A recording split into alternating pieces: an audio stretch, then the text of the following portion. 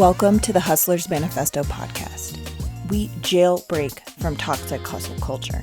We take hustler back from the belief that bigger is better, security is contingent on compliance, and freedom is reserved for the powerful.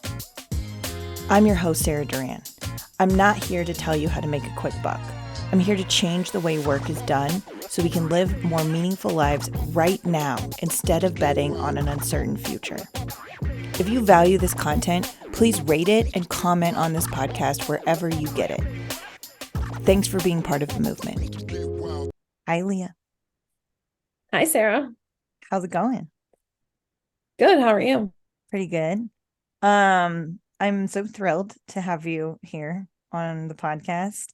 For anyone who is a new listener, Leah and I did a podcast for like 2 years together, the Freelance Revolution podcast, and have the beginning of this year sort of like split off and took our own things into slightly different directions.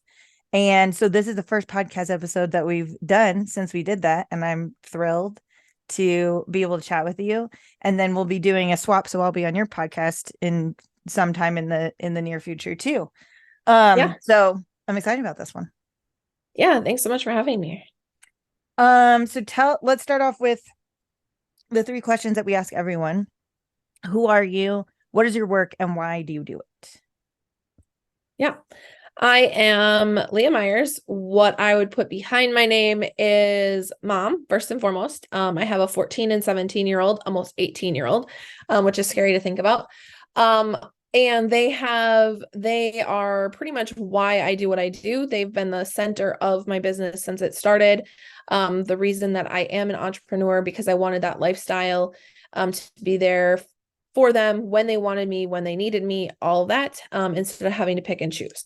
I also have a book that's out there. It's called The Unstoppable Route, and it's just my freelance journey, starting rapidly growing and scaling my business that way. I am also a freelancer, or as now what Upwork is calling it, because that's where I find most of my clients, is independent talent, specializing in Kajabi strategy and development. So they're getting away, which is kind of fun.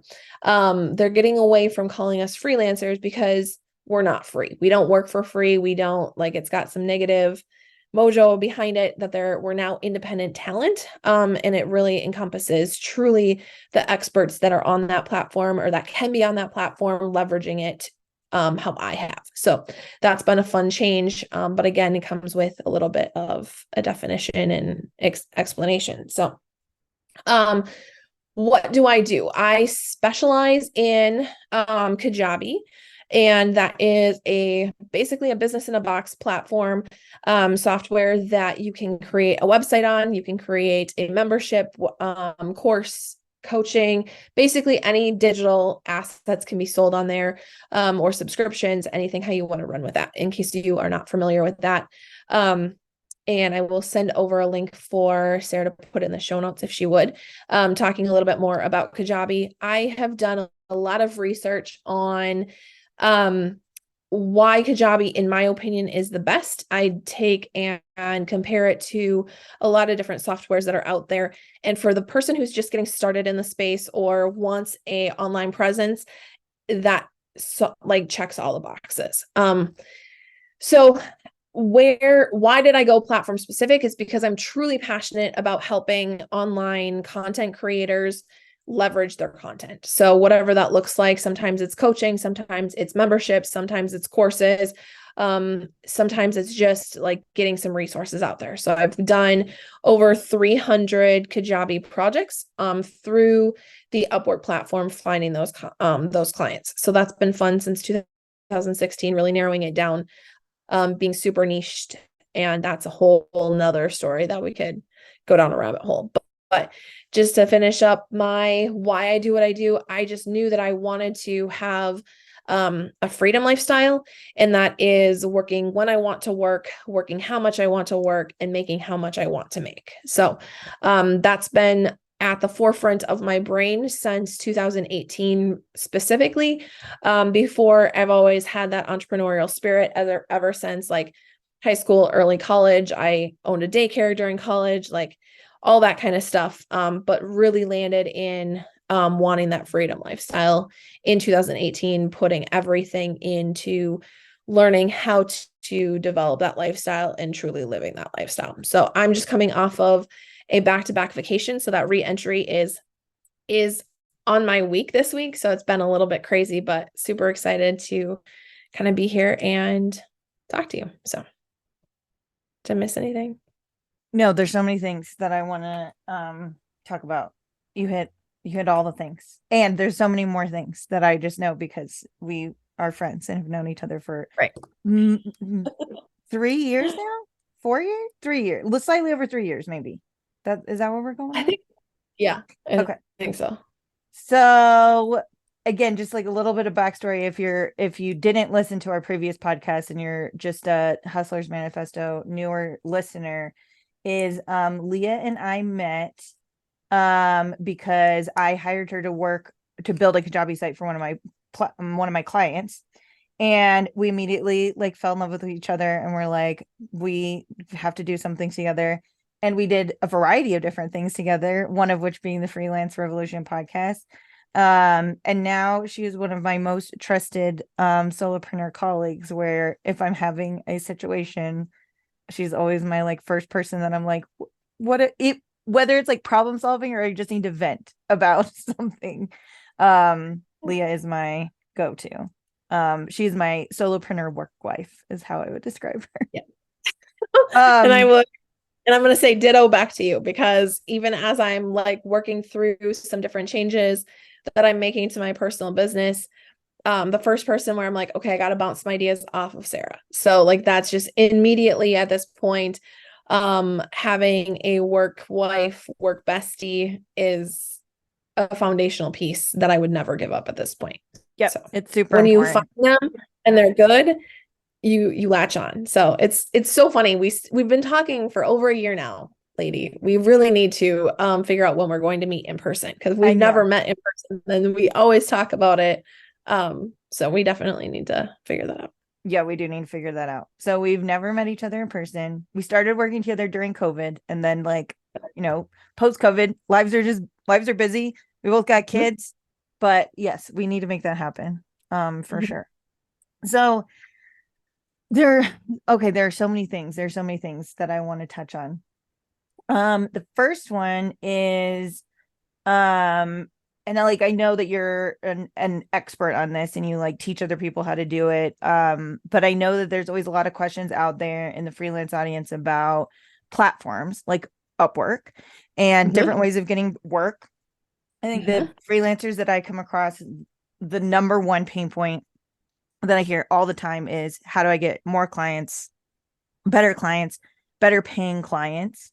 And working on a platform like Upwork is a way to do that I think has pros and cons and probably has like myths that need to be busted. And so like, tell us, like, why do you choose to stay pretty much exclusively on the Upwork platform?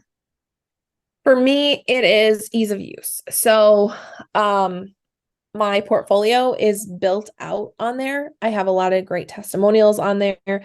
It's just because that's where I've been for so long. So I do appreciate that. At this point in time, I very rarely apply for jobs. People are seeking me out. Like over the weekend, I had 3 people message me, checking in on my availability, checking in on the services that I can provide and things like that. The reason that I stay on the platform is I get asked this a lot. You've been on the platform since 2018.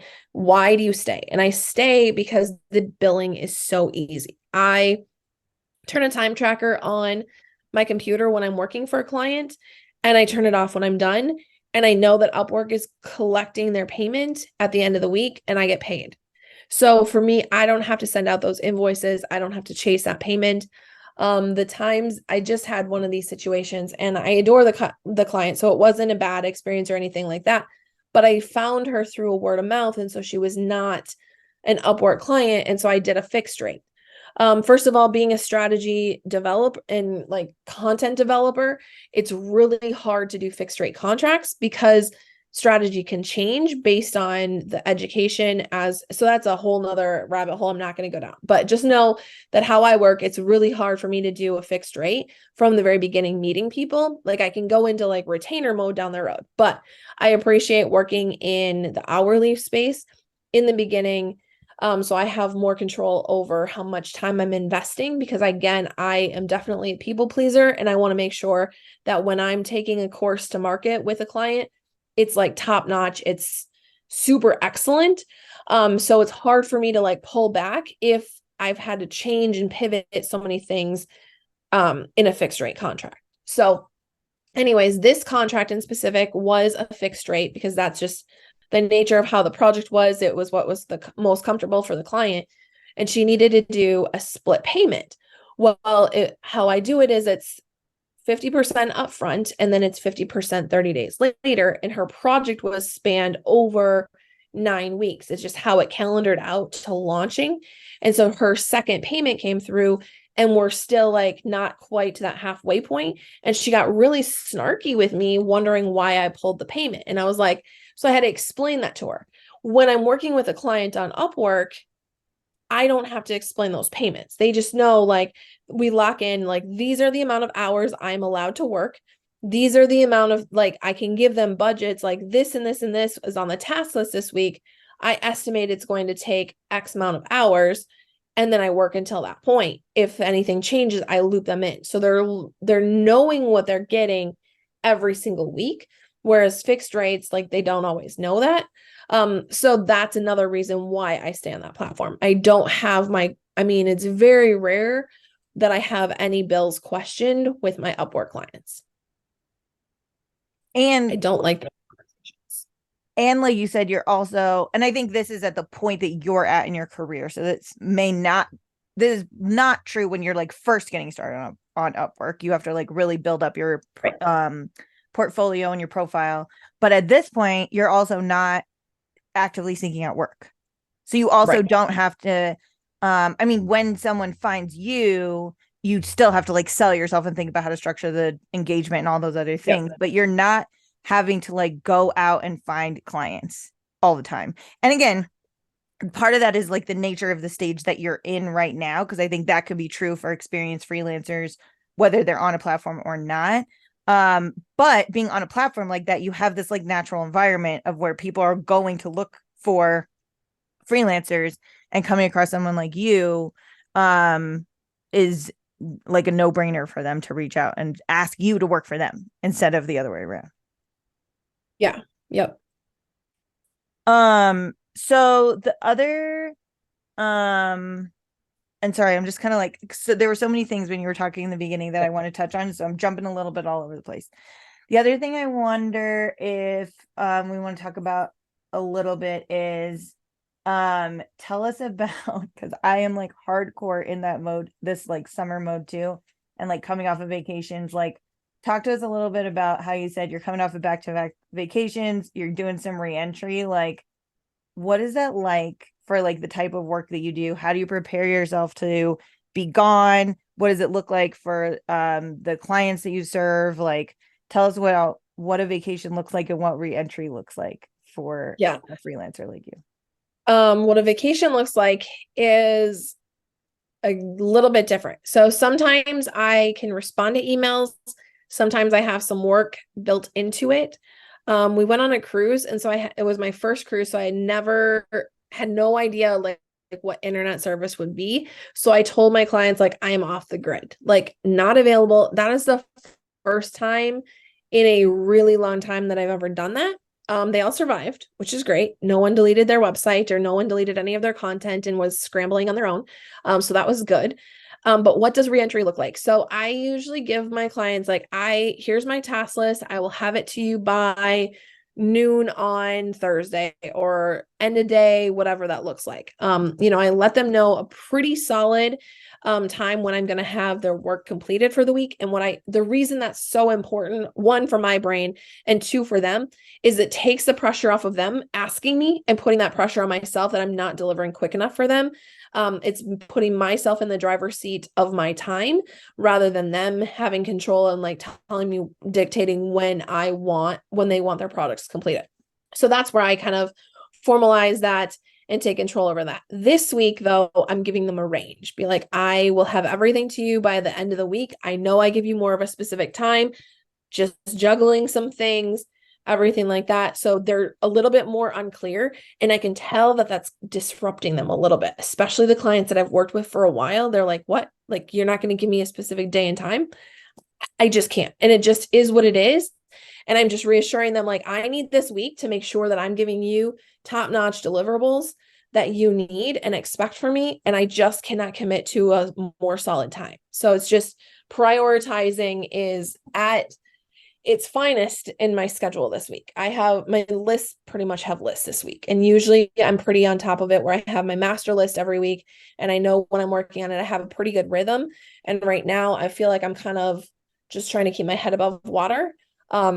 And that's not a fun situation for me. So this reentry is definitely like, oh, it's made me realize that 2 back-to-back vacations is not something that I can do or want to do, because this is not, it's not a fun position for me to put in my clients in. And it's also not fun for me. So it kind of takes the excitement of like just returning home from a vacation kind of out of it, but you live and learn. So tell us about, because I know that you said this, don't really ever completely unplug. So usually when you're on vacation, you don't have an out of office on, you're still, monitoring, you're maybe not actively like capital W working on projects, but you're definitely like responding to emails, managing your inbox, being responsive to people. What was it like to like completely unplug? It was weird. So I did end up getting internet for both of my kids on the cruise because, they cannot disconnect from social media. So I hopped on their phone, one of their phones a couple times just to check my inbox. But I did not respond. Like I just drew a line in the sand. I took it off.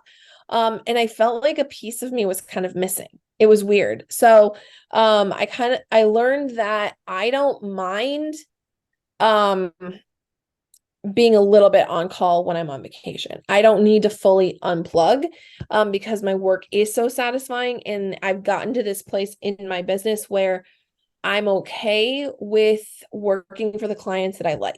Like Okay. I don't mind being like I don't take it as an interruption if they need a quick response. Because now what I'm coming back to, and again, these are just life lessons that I have to put myself through, and I've learned a lot. Now I'm triaging all of these different situations, and they all had like what I called their homework to work on, so I could keep moving on their tasks this week. Well, a few questions came up, and normally on a vacation, they would have just sent me an email, and I would have been able to answer those questions through email, and I would have come home to the content that I needed. Now I'm coming home to the questions that they asked, and I just got their projects delayed. So I'll report back in a few weeks to let you know how that works. But I feel like some of them are going to be off course with their launch dates, which I feel bad for. So, Yeah, I mean, I'm with you because, and we've talked about vacations a lot before together. And I always put on an out of office, and like we have like a slightly different we do different types of work too, right? yeah. But we have slightly different ways that we manage that for ourselves in our business. But I will say that like even when I have an out of office on, if I'm gone for more than like a long weekend, I'm definitely still checking my email. Am I Mm-hmm. maybe not, like you said, not responding always to the emails, but I'm always checking my email. I'm always triaging because just like you, like I like the work that I do. Like checking my inbox doesn't, unless like, some sort of fire has happened, it doesn't make me feel stressed out to check my inbox when I'm on vacation. Right. It actually makes me feel more in control because then I'm not dreading what my inbox is going to look like if I haven't looked at it for a Yeah. week. And you can do some of that triage. You can respond to like the easy emails so that they're no longer, unread in your inbox, some of that Yeah. kind of stuff. And so I'm totally with you. I feel like I will like completely unplug for up to like 4 days. So maybe like a long weekend, right? Like a Monday or Friday through a Monday. But any longer than that, I'm definitely like checking it. Yeah. Yeah. So technically, I was back from vacation last Thursday, but I took Thursday off and Friday off of client work just to go through my inbox to really work on a couple projects of my own. And I did have one client that I snuck in. It was a last minute project that I onboarded right before I went on vacation. So I did work on their stuff last week. But all of my other clients, like, they knew that I was off until today. So yeah, that is like my number one tip, which like sounds crazy, but also again, like the level of stress that it saves you is like you should take a day on either end of it, at least a day on either end, like a at day to least, get ready for your vacation and a day to recover, like a work day. So even if yeah, you land on a Friday, the weekend doesn't count. You need to take like a work day on either end of your vacation.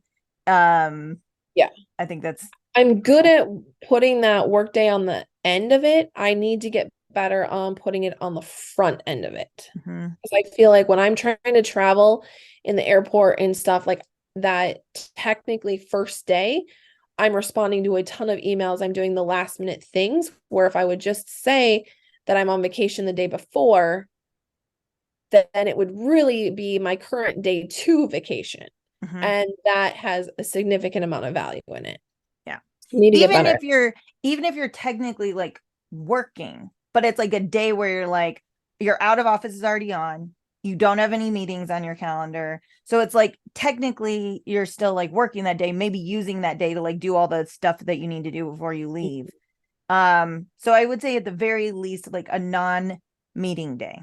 Like no Zoom Yeah, calls. sure. Okay.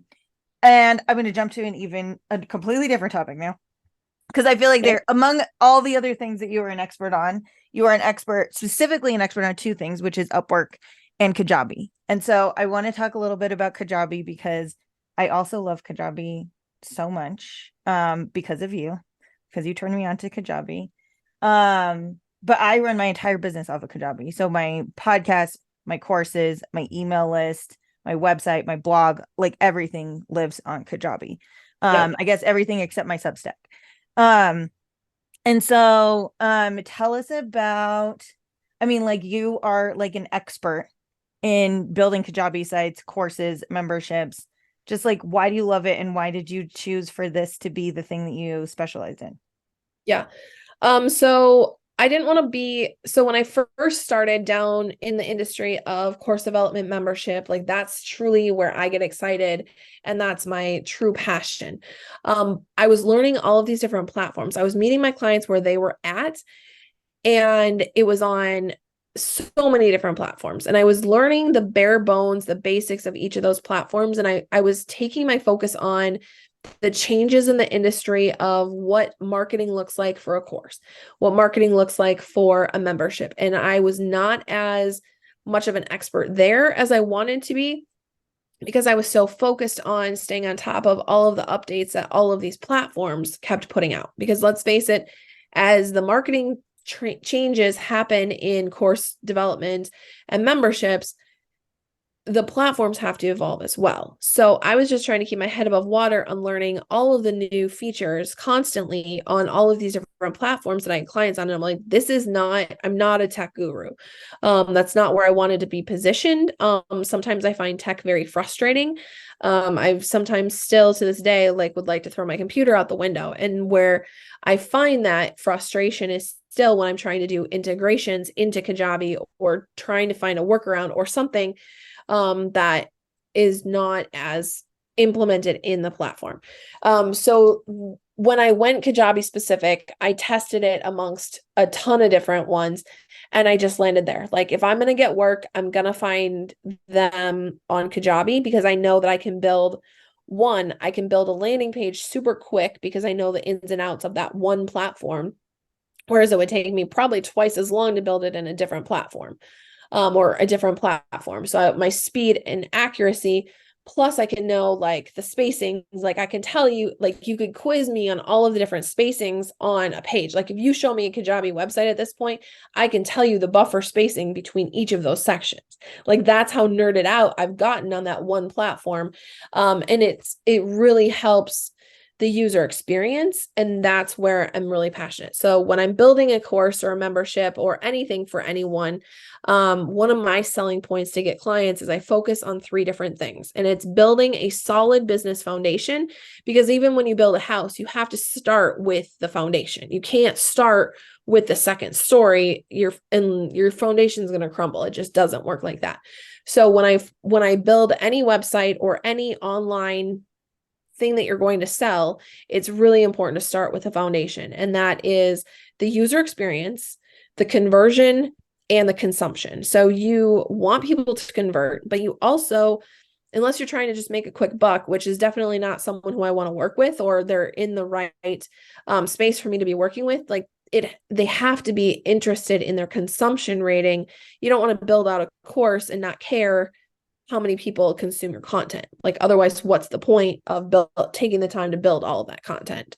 So those are the 3 things that I really focus on: the overall user experience, the consumption rating, and also the conversion rating. So I feel that Kajabi does the best, and I'm sure, I can get challenged on that all the time, and I have no problem, having those conversations of why that does what it needs to do and build a solid platform. I mean, I've done over 300 Kajabi sites, and I have clients who are making consistently a solid income per month. So I know that it works. It's proven.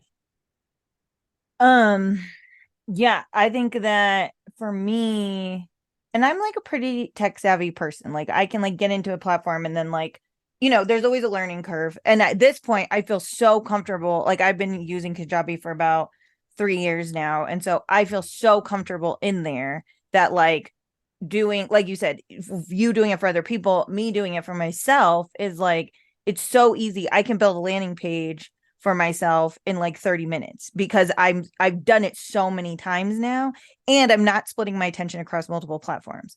So I think you're absolutely right, whether it's Kajabi or another platform like Kajabi, because the thing about it is that especially when you're starting out in like a content creation type of business where like selling content, whether it's through coaching, courses, podcasts, an email like list, whatever it is, when you're selling content, the learning curve is super high and the market is so saturated that you have to really be able to stand out, and you have to really be able to learn and implement really quickly. And doing that across a bunch of different platforms that don't talk to each other is really hard. And so for me, it was like Kajabi it did my website, it did my email list, it did my blog, housed all my back-end courses. It was really easy to connect all those things together. It was just like such a game changer. And I think there's like an analogy there where it's like being able to focus on one thing, like as a user, makes me much faster at it, and it makes my implementation much easier.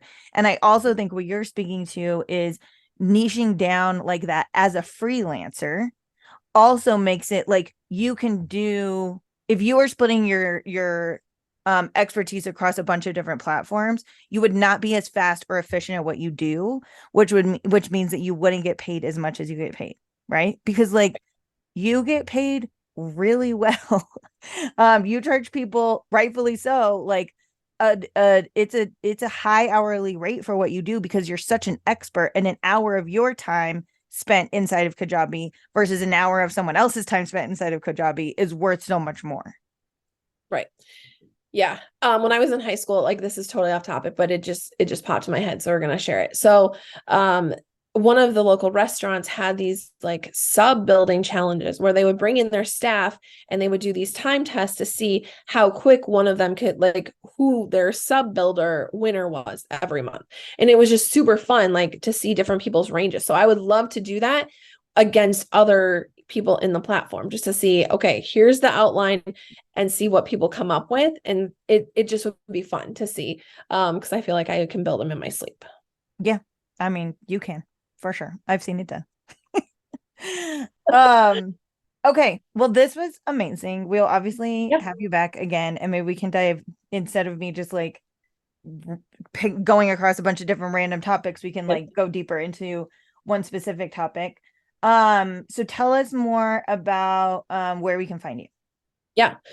So I am in the process of launching a podcast. Again, going a little slower than I would like it to, but we're getting into a rhythm. My first 4 episodes is dedicated all on first 5 episodes, I should say, is really the startup of how I got started on the Upwork platform, and then how I go through and build my portfolio, making money, and then getting paid as a freelancer on that platform. If you're interested in that at all, that's going to be the first 5 episodes. So I will have Sarah link that in the show notes. And then you can also reach out to me on my website if you have any Kajabi specific questions. I wonder if that that platform is right for you. We can kind of see if it marks all of the boxes for you. But all about helping other entrepreneurs get their start in the world. Amazing. We'll put all those links in the show notes, and we'll have Leah back again real soon. Thank you. Thanks, Leah.